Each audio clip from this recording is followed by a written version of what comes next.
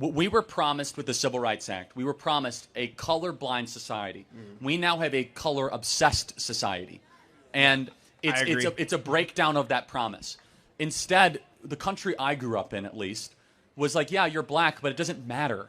It's not the most important thing. Instead, it's, are you a good person? How do you act? How do you treat other people? Are you a Christian? Like, what is your worldview? I want to get back to that. Of course, we're still going to see differences, but I want to de-emphasize them to a place where we look at each other as fellow human beings and fellow American citizens. Hey, my love. So you're welcome back to my channel. It's your girl, BB Harry First, and I'm back again for another reaction video. So in today's video, I bring to you Charlie Kirk, and the title of this one states, Charlie Kirk has had enough of the anti-white double standard, so he got a huge wake-up calls. Guys, I can't wait for us to watch this.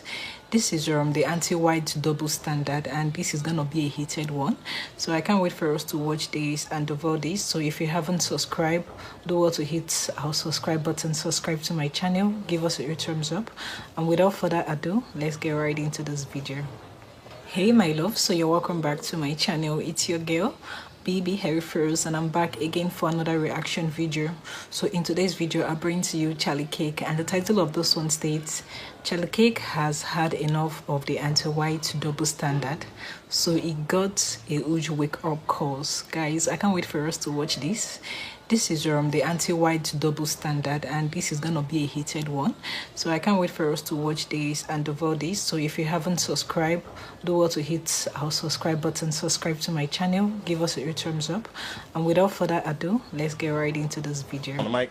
Oh, mic check 1 2 1 2. All right, cool. Make sure everybody can hear me. What's going on, man? Doing all right? Welcome to Knoxville. I'm up here for one purpose. My buddy is a friend of yours. He lives up in White Pine, and he wants me to have this discussion with you because me and him had this discussion this weekend. What are your thoughts about reparations for black people specifically, and like black Americans specifically? What is your Very much against. Very much against. Can I ask why? Well, first and foremost, I don't believe that we should ever pay monetary damages to people where nothing bad happened to them just because they are related to a group of people where something bad happened to them. Okay. So because it separates the idea, let me just finish, and then I'll throw it back to you. Absolutely. Our justice system, when properly understood, is about individuals receiving justice, not tribes or groups receiving justice. True. Okay. Also, I want to state that just because I am a black man, I do not speak for all black people. So I'm just this. I like this guy. You should give it up for him. Just want to state that for the record. I'm speaking for myself. So, all right. So definitely hear you on that. And even for me, when it comes to reparations, for me personally, I don't believe that it should be a check. I think that reparations can look like many different things, whether it's like investment in institutions, more like, better schools, hospitals, all that kind of stuff. So my question to you is like, so since you are against reparations, would you say that we should be against, would you be for outlawing inherited wealth? Does that make sense? Well, no, I'm not for outlawing that. And those are two different things. Can I explain my point though? All right. So my point to that is that so what I hear for the argument against reparations is that black people today, obviously we weren't there, for slavery, segregation, all that kind of stuff. So we've done nothing to deserve that, because all the people who probably should have gotten it, actually not even probably, who should have gotten it, are either long gone or whatever. Now there's still some who are still with us today, but that's a conversation for another day. But my point is that so inheritance and inherited wealth is something that the great grandfather, whatever, is passed down. Homeboy who is here today did nothing to deserve that multi-billion-dollar business, but he gets it because of his bloodline. Correct? Is that how it? Yeah, that's exactly. How inheritance works, right? Yeah, no, like Bronny James is going to get $1 billion. Right? Yeah. Oh, I mean, yeah. Sorry, great example. So what I'm saying is that I guess what I'm trying to say is that I believe that reparations in and of itself, one, I don't think that the argument is formed right, and two, I believe that it's kind of a reverse inheritance, if that makes sense, where it's like where it's like yes, black people's, like me personally, yes, I did not have to suffer through Jim Crow, slavery, or whatever, but all those choices that were made in those times have gotten necessarily me to where I'm at now. Got it. So let me tell you where we have a difference of opinion. Okay, absolutely. Okay? Absolutely. So we as conservatives tend to underemphasize this idea of many legacies of suffering, whereas people on the left, not saying you're on the left, but the other perspective. Definitely not. No, for sure. But that's fine. No, that's fine. Let's just say the other side of the argument tend to emphasize that you are stuck because of something that happened to you many generations prior. Absolutely. We believe absent very unique circumstances in the United States of America, that is almost never true. For example, we think every individual should be judged by their own actions, their own character, and their agency. Now, let's play this out, though. You're acting as if, not you, but let's say the argument, because you're coming after this in a great way, there's been like no money sent Black America the last 60 years. We have spent over $25 trillion on Black America in 60 years, and Black America's poorer than before we started. We're talking about Medicaid, food stamps, we're talking about schools, public housing. The issue is not the amount of money. The issue has instead been a couple things. Number one, it's been the downfall of the Black family. And unfortunately, yes, I agree with that. Yeah, the more money we've spent on this, we've seen the downfall of the Black family. Just some numbers super quick. Is that in 1964, right before the passage of the Civil Rights Act, 75% of Black youth had a dad around. Now it's 25%. So only 25%. So 1 in 4 kids have a dad around. Black dads are no longer a big part of young kids' life. It's a very big problem that has huge ramifications. Then finally, on the reparations argument, that comes into just more like concrete questions. Where do you draw the line? Who defines it? And also, why would you tax, for example, somebody like me? My ancestors fought on the Union side of the Civil War, so I got to go pay more money, even though my ancestors did the right thing. No offense if you guys fought for the Confederacy. That's not trying to, drum up any, it's all good. We're all Americans now. I'm not. Why should I have to then go pay for something that my ancestors did correctly? Finally, it's like, how do you prove it? Prove it like. This is not your argument, but it's a hilarious contradiction. The very same people who tell you that voter ID is racist want all of a sudden Black America to prove that they're the descendants of slaves 7 generations ago. Like, let me go get my paperwork together. I thought it's racist to ask people for their paperwork. Anyway, the whole thing's crazy. But here's the more important thing that I think we can agree on. That we should have a opportunity colorblind compact. We need to have school choice in this country so kids can go to better schools and have more mobility. Number 2, reconstitute the Black family.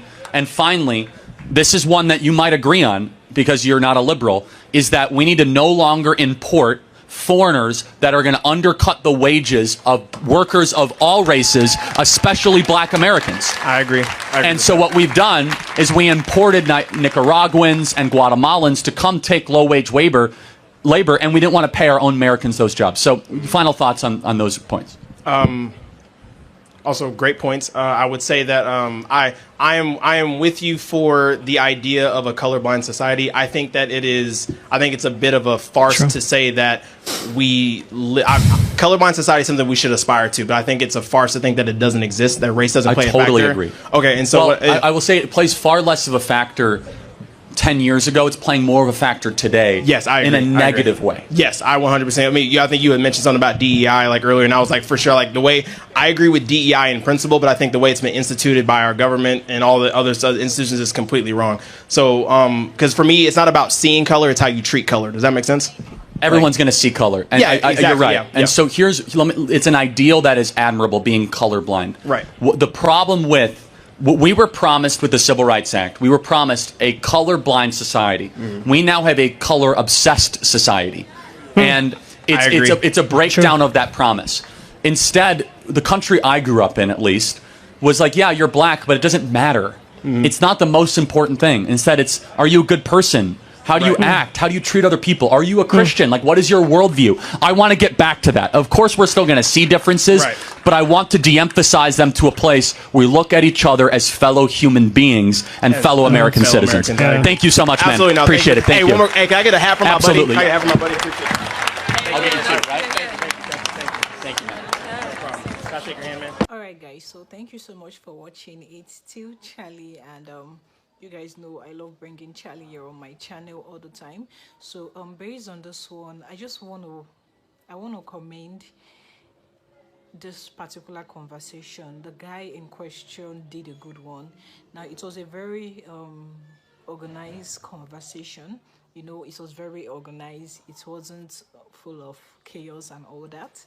You know, most of all this conversation Charlie has with some of other youths, you know, most of them comes with, you know, this attacking and, you know, defense and, you know, trying to cause chaos and, you know, argue a lot and the rest of it. But this particular one was a very decent conversation, and you know, they were receptive to new ideas and, you know, listening to each other speak, express their opinion and all that. Now, in as much as I love Charlie and I love America itself, there's something that triggers me most of the time, which is this racism of a thing. Some people being identified as a racist. I say this countless times on my channel, that our complexion, our skin color does not define us. We are all human, irrespective of your fair complexion, black complexion, or anything. And so discriminations from diverse complexions, heterogeneous world, and, you know, different tribe and all that needs to stop. I don't know, I don't have much to say, but if you've been following my channel very well, you should know that I am an advocate of, you know, equality. I am not someone that advocate for racism and the rest of it. So I frown at racism all the time. So we are one and we should behave as one, right? So the only thing that differentiates us is just our unique self, which could be our skin color, the way we speak, our lifestyle, culture. So, but we are all human. Thank you so much for watching. It's still your girl, Baby Harry Freeze React.